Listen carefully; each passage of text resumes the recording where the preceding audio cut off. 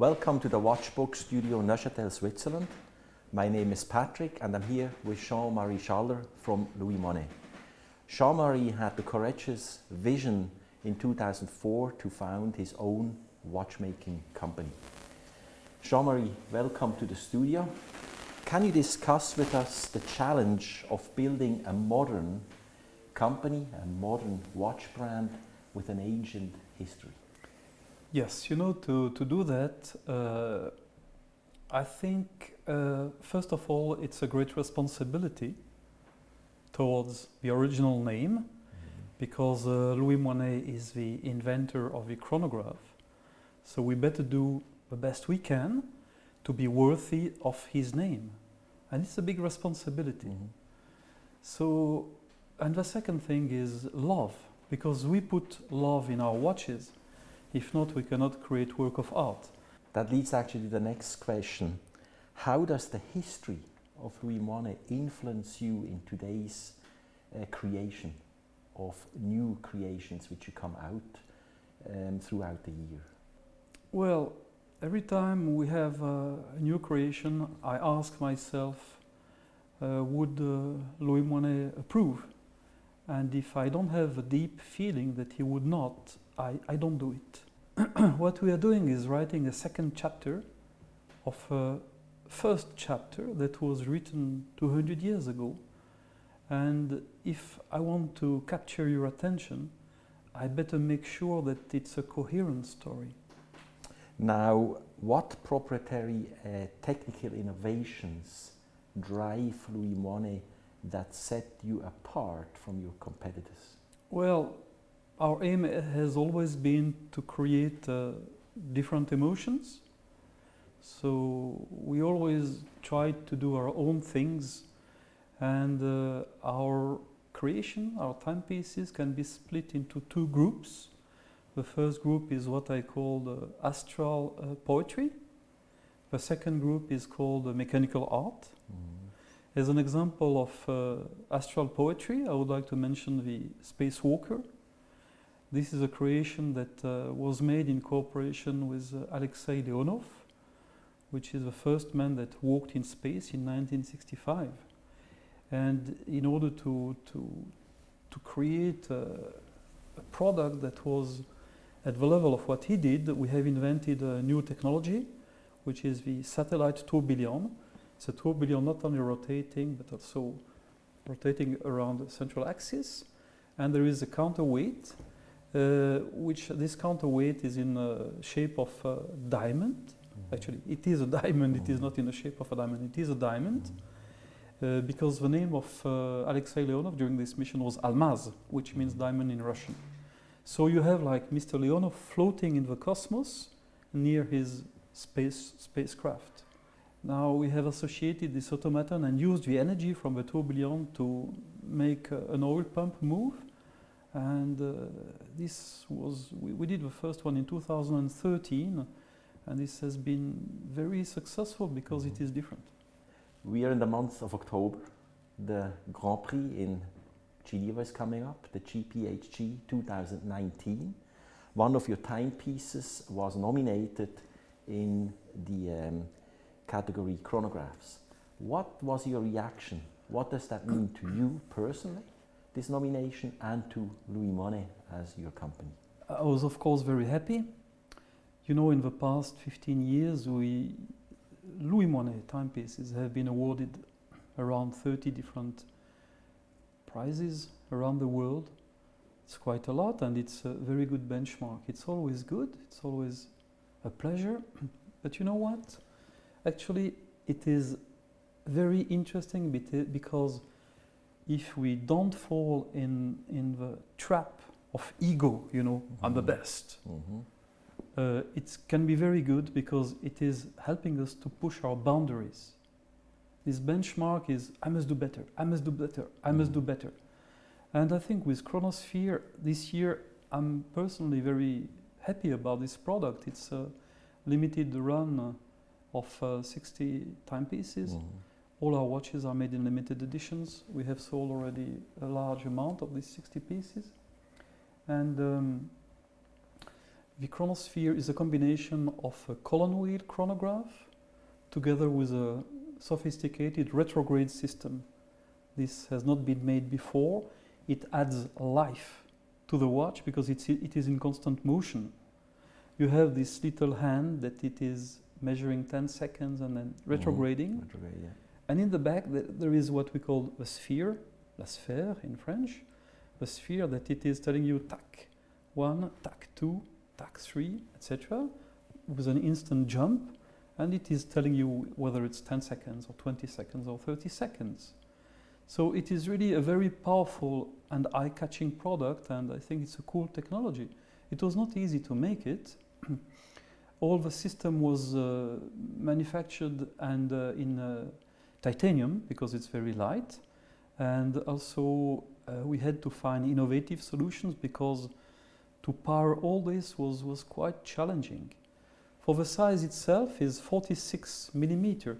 If you look at this watch, I have small wrists, but this is 47 millimeter. And you know, of course, people they ask you what's the size of the watch, and 46 can be considered as too big, but look at this watch, it's perfectly matching the wrist because it's very ergonomic. Mm-hmm. So we like our watches to be slightly oversized because of the special shape we have, and also it's made in titanium, so it's very light. It's very light to wear. Well, congratulations to this nomination. That's certainly well deserved, particularly in the category of chronographs. Going back into the watch industry a bit more in general, do you think we are witnessing a change in the industry, that the independent watchmakers are going into a golden era? Honestly, it is very difficult to say yes or no, because independence they are the showroom of mechanical innovation. And mechanical innovation is the heart of Swiss watchmaking. So the answer should be yes, without any doubt. Now, times are difficult, the economy is not especially good, the distribution is very challenging. The biggest challenge of an independent name is the awareness, because most of the people they know Omega, they know Cartier, but they don't know about smaller names, even if these names have a very rich tradition, such as Louis Moinet, for instance. I think, you know, the more the world is geared towards digital technology, the more there will be this need to be reassured from a mechanical product. So at the end I would say yes, with a slight doubt. But when I look at your company and what you're doing, I see you clearly in a niche market. Do you feel yourself confident in there, or is this something you would like to change in the near future? Louis Moinet has been the purveyor of a work of art to the most important personalities of his time, including 2 American presidents, the Tsar of Russia and Napoleon. So today we address our watches to the same type of clientele, important personalities. And we are glad that there is a very good response. So if you produce work of art, you know, we use unique material, very special technology. This could not be made in mass production. I think Louis Moinet should remain a niche brand, yes, for sure. So it's certainly an interesting product. Now, can you describe the kind of customer who appeals to Louis Moinet? Yes, they are heads of states and they are young people, young student aged 18 years old, that has, for 5 years, he has saved all his money to buy his first Louis Moinet, and we always give our best to all our customers. They have a taste for exclusivity, they have a taste for mechanical art, they have a taste for art and design. I think these are the basic values. I was surprised to notice that many of them are in the industry, coal mining or steel producing, and they seem to have a fascination for mechanical art. Looking a bit into the future, where do you see the role of an independent brand like Louis Moinet? You know, our life is a dream. Because if you arrive in the morning at your office and you have a blank sheet of paper and you think that 1 year later this will turn out into a wonderful creation, I think we are blessed. Every time I go to my office, I feel like being on vacation. So this passion we have. We are glad that we can share it with enough people to make a living. So our role is really to create emotions and focus on the extraordinary. You're identifying yourself completely with the brand, you're representing it. What does it mean for you personally when you took that step in 2004? You know, you took the challenge, it was a risk, there's always a certain risk in doing this. You feel very fulfilled, you're representing the brand really personally. What does that mean for you personally? Although Louis Moinet was a completely unknown name, I was very surprised because some of my friends, such as Daniel Roth, that was in charge of Breguet at a certain point, and he knows the archives of Breguet. Daniel told me, Jean-Marie, I know one day you want to start your own company. Look at Louis Moinet, it is made for you. I didn't ask him anything. And it came to me a few times, and to the point that I thought it was my destiny to do this job. You are quite right to say it was very risky. I didn't see the risks. So today I'm happy to have my independent company, to be alive, to carry on and to do this daily work of creating wonders. Right. And make people happy, I guess. Absolutely, absolutely. That's one of the most beautiful things, is to share something. It's not for the money, it's for the passion.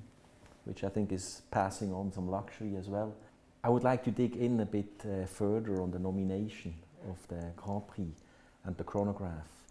A year comes to my mind, 1816. I see you brought a piece, a timepiece with you, or I would call it a timekeeper. Can you elaborate a little bit more on 1816, the chronograph, and what you have here? You know, when I read the book of Louis Moinet that he wrote in 1848, I took notes, and he mentioned he made an escapement beating at 216,000 vibrations an hour. That's a lot. Then I asked experts in Geneva where this piece could be, and they told me, are you naive or stupid? This cannot exist. But thank God it was finally auctioned in Geneva in 2012. And I fought hard to buy this piece, and eventually I managed to get it. I thought I was acquiring the first high-frequency piece in the world, because the second one, 360,000 vibrations an hour, is from Heuer in 1916, a century afterwards. So I was quite happy about bringing this piece back home, and then we started to understand how it works, and we said, it's a chronograph. So we didn't say anything for 9 months. We disassembled the piece, we reassembled the piece, we make sure that it was proper chronograph, and then we announced it to the public that we have to make a small change in the history of watchmaking. Louis Moinet is the true inventor of the chronograph. And it was acknowledged through a Guinness World Record, and everybody agreed, of course. And you know, this piece is very important, not only for us, but for the watchmaking world. I think it is the only original invention piece still in existence. So I was quite happy to come back home with this piece, and you know, it is important not only for us, but for the whole watch industry, because I believe it is the only invention piece that is still in existence.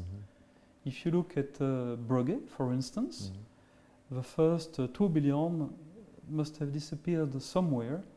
I think the first... It doesn't exist like this. Yeah. No, it doesn't exist like this. So it is very important.